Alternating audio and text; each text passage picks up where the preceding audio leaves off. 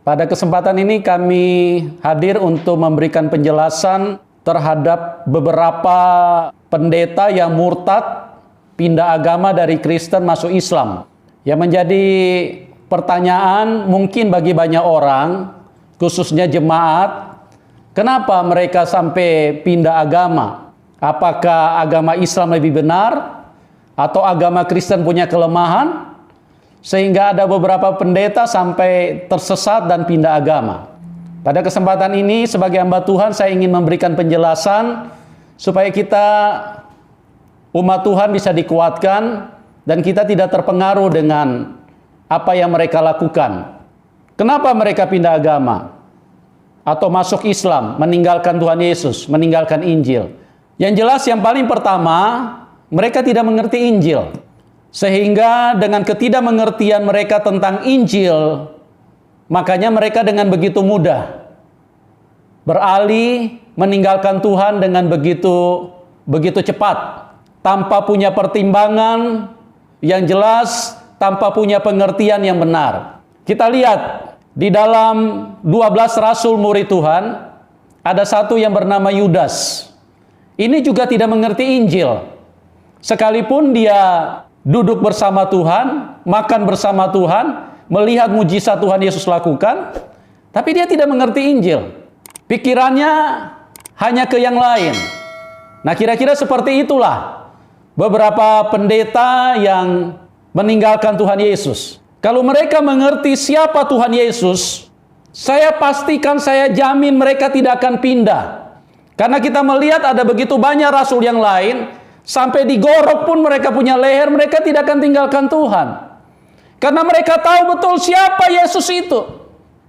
Dia adalah satu-satunya Tuhan, Allah yang esa, pencipta langit dan bumi, pencipta semua manusia. Semua para rasul mati disembelih.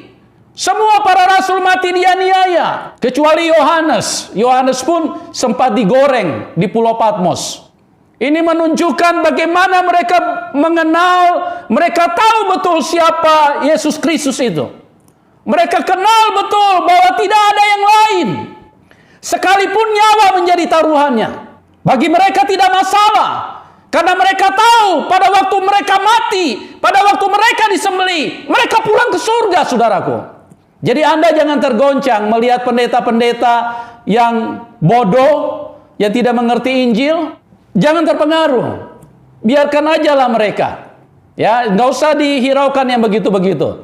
Saya hanya memberikan penjelasan supaya kita menjadi mengerti kenapa mereka meninggalkan Injil. Yang kedua, kenapa mereka meninggalkan Tuhan Yesus, pindah agama, masuk Islam? Karena mereka tidak mau pikul salib. Ajaran kekristenan itu satu warna, dasarnya satu, pijakannya satu. Harus pikul salib dan sangkal diri.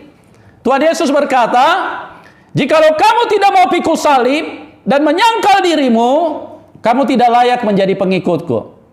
Nah, banyak orang kan tidak mau susah, brother. Banyak orang tidak mau menderita. Banyak orang tidak mau hidup dengan beban-beban berat. Mereka takut dianiaya. Apa artinya salib? Salib itu artinya mengeluarkan darah, mematikan daging. Makanya Tuhan Yesus waktu pergi ke salib, itu tujuannya apa orang disalib? Untuk dibunuh, disembelih di situ. Mengikut Tuhan Yesus konsekuensinya itu satu. Karena dunia begitu membenci kebenaran. Dunia begitu tidak suka kepada kebenaran. Dunia begitu tidak suka kepada Tuhan. Sehingga mereka membawa manusia-manusia menuju kepada salib. Artinya, sekarang ini kan tidak ada salib. Jadi pengertian dari salib itu, manusia akan dibawa kepada pembunuhan, akan dibawa kepada kematian, akan dihabisi dari dunia ini. Makanya Anda jangan kaget.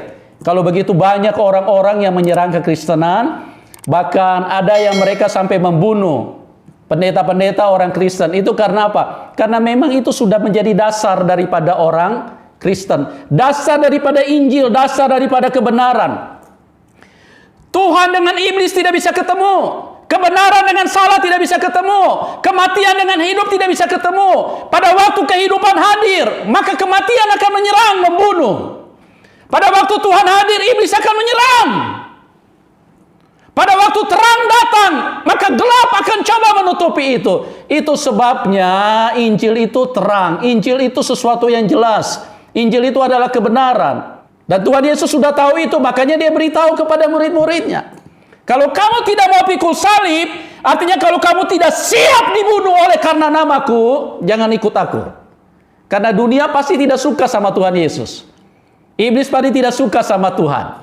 Makanya coba Anda perhatikan, di mana-mana yang namanya Tuhan Yesus itu begitu banyak yang benci. Kenapa? Karena memang dia kebenaran. Dia bukan dari dunia ini, dia dari atas, bos. Ya, jelas ya umat Tuhan ya. Jadi jangan terpengaruh, biarin aja. Yang penting kita memperkokoh iman kita, kita menguatkan, membangun pemahaman kita dan bagaimana kekuatan, keuletan kita, kesetiaan kita kepada satu-satunya penyelamat. Satu-satunya Allah yang hidup. Tidak ada yang lain.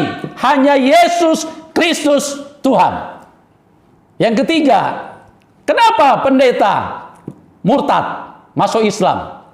Di dalam kehidupan ini firman Tuhan mengatakan dengan jelas. Ada tanah yang berbatu-batu, ada tanah yang di pinggir jalan, ada tanah yang di semak belukar duri. Ada tanah yang baik. Tanah yang baik pun ada tiga jenis digambarkan di situ. Ada yang berbuah 100 kali lipat, ada yang 60 kali lipat, ada yang 30 kali lipat. Tapi saya akan bahas satu. Kenapa hamba Tuhan, pendeta bisa pindah agama? Karena mereka tertipu, mereka dihimpit oleh kekayaan dunia ini, dihimpit oleh kekhawatiran. Sehingga dengan iming-iming daripada hidup susah di dalam kekristenan, karena mengikut Tuhan itu sangat tidak mudah. Mengikut Tuhan itu karena dunia ini sangat tidak suka, kita dihimpit dari mana-mana, difitnah, disiksa, dianiaya. Makanya coba lihat, membangun rumah ibadah saja kan tidak mudah di Indonesia ini. Tidak mudah, saudaraku. Kenapa? Karena kita dihimpit dari berbagai sudut. Kita ditekan dari berbagai keadaan. Jangan berkecil hati, ini memang sudah tertulis dalam firman. Nah, kalau kita tidak tahan, kita terpancing dan kita ingin kekayaan dunia, kita ingin kenikmatan dunia, kita terlalu khawatir dengan keberadaan kita, makanya daripada hidup susah, mendingan tinggalkan Tuhan. Itulah yang dipilih oleh beberapa pendeta yang murtad meninggalkan Tuhan Yesus. Pada kesempatan ini, saya di samping memberikan pencerahan bagi umat Tuhan, saya juga mau mengingatkan kepada pendeta-pendeta yang murtad. Masih ada waktu. Tapi kalau Anda tidak mau bertobat, ya, biarlah engkau darahmu tertumpah ke atas kepalamu. Saya sudah mengingatkan Anda. Waktu ini singkat. Kita semua akan menghadap pengadilan Kristus. Waktu ini sangat singkat. Hidup di dunia ini mau berapa lama? Virus corona satu saja serang masuk di dalam diri manusia, manusia sudah kleper-kleper. Hati-hati saudaraku, engkau yang meninggalkan Tuhan. Di dalam firman Tuhan sudah berkata, Kisah 4 ayat 12. Di bawah kolong langit ini tidak ada satu nama pun yang olehnya bisa menyelamatkan manusia, hanya di dalam nama Tuhan Yesus Kristus.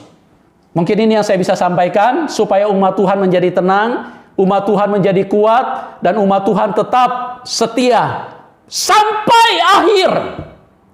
Kalau toh kita harus meregang nyawa di tangan-tangan orang berdosa, di tangan-tangan orang durhaka, orang yang dikendalikan setan, orang yang dipakai setan karena mereka begitu membenci Tuhan, membenci kebenaran, tidak masalah.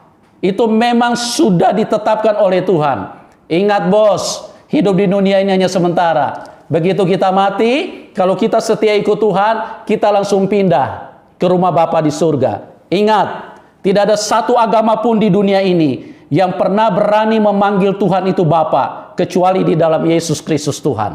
Kenapa? Karena kita ada penebusan. Makanya karena ada penebusan, ada pemulihan, ada restorasi. Sehingga kita yang tadinya dulu durhaka, kita yang tadinya dulu menjadi anaknya iblis sejak Adam jatuh di dalam dosa, setelah Tuhan Yesus punya darah masuk di dalam hidup kita, darah itu kan kehidupan.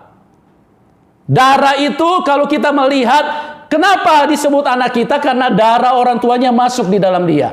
Itu sebabnya darah perlu ditumpahkan. Darah Tuhan Yesus ditumpahkan dan kita menerima dan mengakui penumpahan darah itu, maka kita diangkat kembali menjadi anak Allah. Sehingga kita bisa memanggil dia Bapa. Pertanyaannya, dengar baik-baik supaya saya tidak bersalah di hadapan Tuhan. Dengar baik-baik. Brother-brother, sister-sister yang kau meninggalkan Tuhan, dengar. Jikalau yang punya surga itu adalah Bapa kita, kapan saja kita mau pulang, dia sambut kita. Tapi kalau kita tidak menyebut dia Tuhan itu adalah Bapa, bagaimana mungkin kita bisa pulang ke rumahnya? Mustahil. Coba kalau tidak percaya, Anda boleh tes. Masuk ke rumah orang dan mau nginap dan mau tinggal di situ. Orang mau? Orang tidak kenal Anda? Hanya orang tua, hanya Bapa lah. Kamu kapan saja mau datang, mau jam 2 pagi ke, mau jam 1 pagi ke, mau siang-siang ke, mau baru subuh-subuh ke, mau kapanpun Anda datang.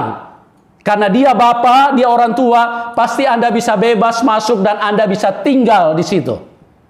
Tapi kalau bukan Bapa, kalau Tuhan bukan Bapa, kita tidak mungkin. Kita sama-sama tahu yang punya surga itu adalah Tuhan. Dan kita ingat ini baik-baik. Hanya orang yang menyebut dia Bapa yang bisa pulang ke rumah Bapa di surga. Dan hanya di dalam Yesus Kristus Tuhan kita bisa ada penebusan dan kita bisa memanggil dia Bapa. Demikian yang bisa saya sampaikan, kiranya memberkati kita semua. Tuhan Yesus menyertai kita. Amin.